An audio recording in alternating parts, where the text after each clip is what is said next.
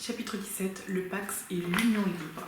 Alors, Pax, ça signifie pacte civil de solidarité. Donc ça va être un contrat qui va être moins engageant que le mariage, mais qui permet quand même d'avoir une situation officielle de couple et qui offre du coup des avantages, on va le voir, fiscaux, sociaux et successoraux. Donc déjà, il faut savoir qu'un Pax, ça ne peut pas être formé entre des ascendants et des descendants, donc des personnes d'une même ligne, hein, et ça ne peut pas être formé non plus avec des personnes qui sont déjà mariées ou avec des personnes qui sont déjà paxées. Bon, ça, il n'y a rien d'étonnant. Ok. Ensuite, pour obtenir un Pax, il faut d'abord le rédiger. Ça peut être fait sous signature, par signature sous seing privé, donc par les paxés eux-mêmes, et du coup c'est gratuit, ou par un notaire si on veut isoler des biens, notamment si on a une entreprise et qu'on préfère isoler certaines choses pour pouvoir protéger l'autre. Une fois que le Pax est rédigé, il va falloir aller le déclarer en mairie. Voilà, donc on fait une déclaration auprès de l'officier d'état civil et derrière donc il y aura un récépissé d'enregistrement qui leur sera remis et qui vaudra preuve de leur union. Donc ça n'engendre aucun coût sauf si on passe par un notaire. Donc le Pax, ça va avoir des effets au niveau des dettes, c'est-à-dire qu'il y aura aussi ici une solidarité au niveau des dettes, au niveau de la vie commune. Donc c'est-à-dire que les deux paxés se devront assistance réciproque en fonction de leurs revenus. C'est-à-dire que s'il y en a un qui gagne plus que l'autre, il devra aider à hauteur de ce qu'il gagne, et bien le couple, proportionnellement du coup, à ses capacités financières. Donc voilà, donc toutes les dettes qui sont contractées par un des deux paxés pour la vie courante, pour les besoins de la vie courante, sont solidaires, sauf s'il s'agit de dettes excessives par rapport au train de vie du couple. Voilà. Ensuite, ce qu'il faut savoir, c'est que pour le Pax, on est à peu près comme dans le régime de séparation des biens, c'est-à-dire que tous les biens acquis pendant le Pax resteront propres. Il y a quand même une possibilité de convention d'indivision, où là, du coup, ça stipulera que tout ce qui a été acheté pendant le Pax est devenu indivis par moitié, donc c'est-à-dire que finalement on recrée une sorte de communauté avec la convention d'indivision, mais par principe la base c'est que c'est propre à chacun, mais si on veut on peut faire une convention d'indivision pour que les biens achetés pendant le Pax deviennent communs.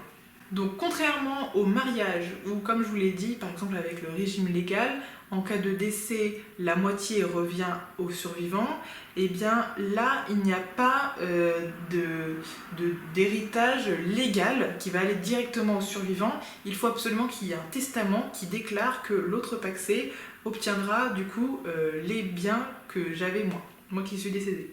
Ensuite, en termes de location, les paxés sont cotitulaires du bail, c'est-à-dire que soit ils l'ont signé à deux, soit ils ont demandé après, ils ont déclaré qu'ils étaient maintenant deux et qu'ils étaient paxés, et donc ils sont devenus tous les deux cotitulaires du bail.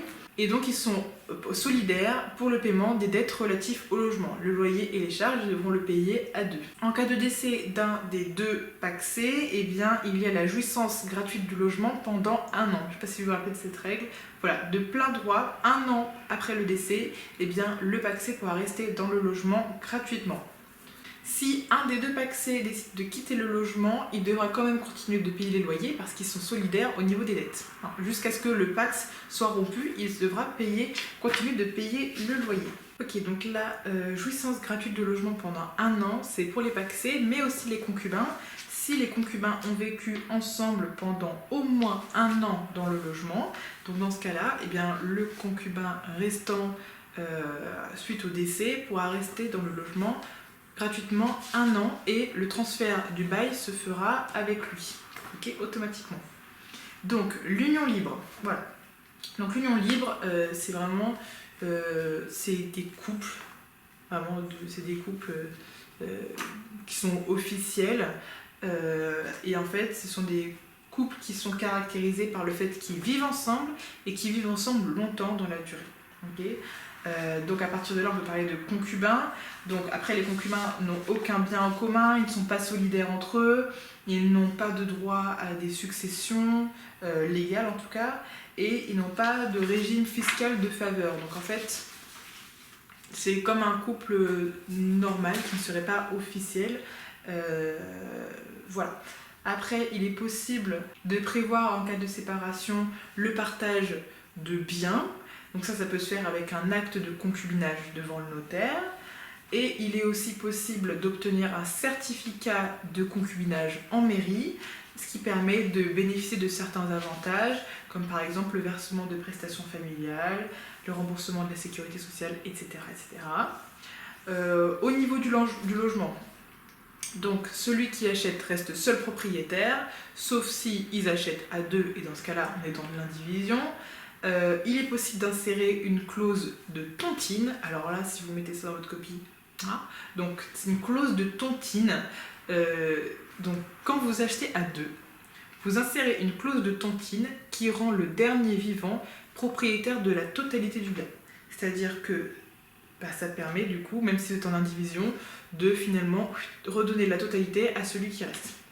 Donc c'est plutôt un avantage, ça évite que les héritiers puissent reprendre la moitié qui appartenait au décès, la personne décédée.